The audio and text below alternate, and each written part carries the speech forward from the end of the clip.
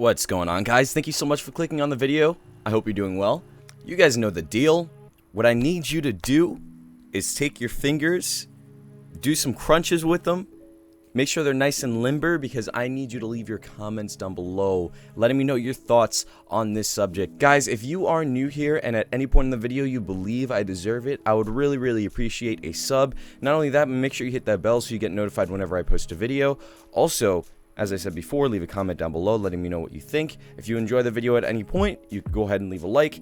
And also, make sure you're following me on Twitter so that you know whenever I post a video or whenever I go live on Twitch. That's really important, so go ahead and do that. Alright guys, let's get into this. Alright guys, so today what I wanted to do is I wanted to try and focus on whether or not you should purchase Borderlands 3 now in 2020, in I guess mid 2020, because we're approaching that kind of stage of the year. Is it worth it? Is it worth you going through with a purchase of this game right now, or should you just like completely forget about it? Should you not even worry about it? Now, why do I have any sort of say on whether or not you should or shouldn't, or whether I should give my opinion? Well, first of all, it's just an opinion. Like, I mean, at the end of the day, if you want to purchase the game, go ahead. I mean, it's yours. Or if you don't want to purchase the game, go ahead. You know, at the end of the day, it's your decision. But I'm just going to give you some experiences that I've had with Borderlands 3. Not only that, but the previous games in the series. Tell you how it stands up to those games, and let you know whether or not I believe you should go through with the purchase of this $60 game. So let's go ahead and get into it. So first and foremost, Borderlands 3 is just like any other Borderlands. It's a looter shooter. And it's very different from the other looter shooters in the genre, such as Warframe or Destiny or even the Division, even though I honestly think the Division is its own category. It is different because of the way that you progress through the game. Now, if you have never played a Borderlands game before, I will kind of walk you through the progression and how that works. So first off, what you do is you start off the game by basically being at level 0, right? And as you progress through the game, you gain levels, and by the end of the campaign, you reach about level 40, about level 30, somewhere around there, and you have all of your abilities and stuff like that. You haven't completed your skill tree at all, but then you unlock this thing called True Vault Hunter mode, where you can keep your progression, go on to basically a new game plus, and you can progress your character further through that new game plus. So you basically replay the game and you get higher loot, you get, you know, better rewards, stuff like that, and then that's kind of how that works, right? So in this game, it's very different from the other games in my opinion. First of all, I think the campaign was okay. I honestly think the campaign was not too great. But that's just my opinion. I am a huge fan of Borderlands 2. That campaign was phenomenal. Even Borderlands 1. Borderlands 1 was a really good campaign. The pre-sequel was kind of trash. I really don't like it. And this game was better than the pre-sequel, but not better than Borderlands 2. I would say it's probably on par with Borderlands 1, maybe a little bit less. To be honest, I'm not really too much of a fan, as you could tell. So if you're into Borderlands for the campaign, then you're not really going to be super happy with this. You're going to be satisfied, but you're not going to be like ecstatic with this. But what you are going to be happy about is the gun diversity, because this game is insane with gun diversity. There are so many different kinds of legendary weapons that you can find. Not only that, but just regular weapons in general. Like, there are so many different types of weapons, so many different modifiers, so many different, you know, like it just, there's each legendary weapon you find, it always feels different for some reason. And I mean that. I feel like every single time that I find a legendary weapon, it's different than any of the ones that I've received previously, which is an achievement to say the least. Additionally, once you reach True Vault Hunter mode, you gain access to these, I guess you could call them like legendary points. They're very similar to something that you'd see in Diablo 3 or the Division 2, where you gain like these points every level, and you're able to spend those points towards like little, very small percentage gains on your stats. So for example, you can increase your luck to gain more of a chance of getting like more rare loot from drops or something like that, which is one thing that I honestly think that the Division 2 should take. But anyway, so there's that. or you can increase your critical damage, or you can increase your critical chance, or you can increase your weapon damage, or you can increase your cooldown time, or or decrease your cooldown time, I should say. Stuff like that. Like those are the type of stats that you're able to modify whenever you level up, and I think that that's a really cool feature. It allows you to kind of build your character up into something that you really want, and also it allows you to continuously feel like you're I don't know, progressing your character in a way. It makes it feel like you're actually doing something to your character. It makes it feel like you're always getting better.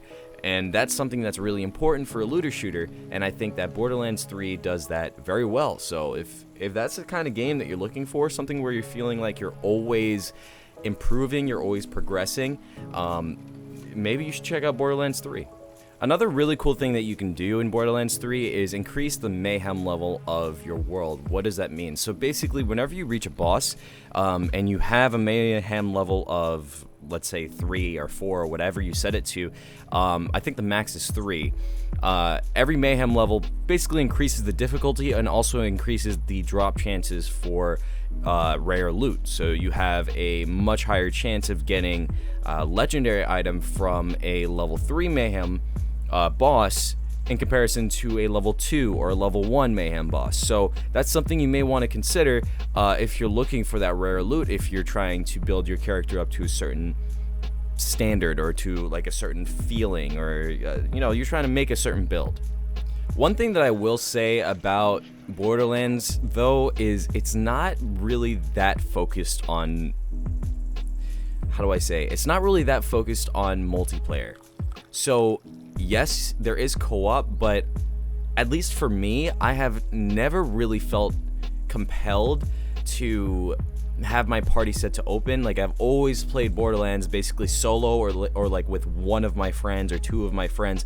I mean, there were certain times where I've had a group of friends where we'd be playing Borderlands. Like, for example, with Borderlands 1 and 2, I had a group of friends that, and I mean, we're still friends, obviously, but, but like, that group of friends, we would play those games and it would be us four playing, right? But nowadays, I don't know, like, for some reason with this game, it doesn't really feel the same. Like, I feel like it feels better to play the game solo than it does to play with multiple people. Maybe that's just me. If you guys have any different experiences, those of you who have played Borderlands 3, let me know in the comments, because maybe that'll help some people out. But at least for me, I don't really feel like this game is as multiplayer, I guess, focused, or it doesn't really have as much multiplayer capabilities as some other games, such as, let's say, The Division or Warframe or something along those lines. Even though Warframe, I think, is in a really special category, because yes, you do have that multiplayer aspect. You're almost always playing with other people, but in most cases you're kind of just doing your own thing. There's not really that much cooperative play, if that makes sense. So yeah, I feel like that's a little bit different there. But I don't know, I feel like with this game, it has its ups, it has its downs. It definitely has a lot of pros in comparison to cons. I think really the only con that I would give it is the fact that there really is no multiplayer. And also, if you're not really into the whole grinding to build up your character and get a specific build, then, I mean, honestly, there's not really too much replayability for you. Obviously, there's difficult bosses and stuff like that, but the end goal of, like why are you fighting those bosses is kind of vague. Like, it's not totally there. The only reason why you would want to keep on fighting those bosses and, to get those legendary drops, or to try and farm for those legendary drops, is just to get a specific build. That's literally it. So if you're not one for doing that, then I really am not sure if Borderlands 3 is the game for you. But I don't know. That's just my opinion. Guys, that will be it for the video today. I really hope you enjoyed it. If you did, please go ahead and let me know what you think down in the comments below. Should I keep on doing videos like this, where I kind of do sort of a review / talk thing, where I talk about a particular type of game, or talk about things that I like or dislike about certain games that I've played? Let me know what you think down in the comments. Also, if you have played Borderlands 3 or any of the previous Borderlands games, how do you think that this game stacks up to those in the previous, I guess, adaptations or in the previous installments of the series. Let me know what you think down in the comments. Are you planning on buying Borderlands 3, or are you thinking of waiting? Especially now that it's on Steam, I know a lot of people were waiting for that. What do you guys think? Do you think that you are actually going to go through with the purchase, or are you not really that interested? Let me know what you think down in the comments below. Guys, if you reach this point in the video and you're not already subscribed, what are you doing? What are you doing? Come on, go ahead and hit that subscribe button. Make sure you hit that bell so that you get notified whenever I post a video. Also, make sure that you are following me on Twitter, because I not only post whenever I make a new video or whenever I'm live on Twitch, but I also post a bunch of funny stuff on there. So you might want to go ahead and click on that link to go to my Twitter and hit that follow button. That would be really awesome. I would really appreciate that. Also, make sure you leave a like on this video so that it would help out the algorithm, and that I know that you guys are enjoying the content that I'm putting out. Guys, beyond that, that will be it for the video. I'll catch you in the next one.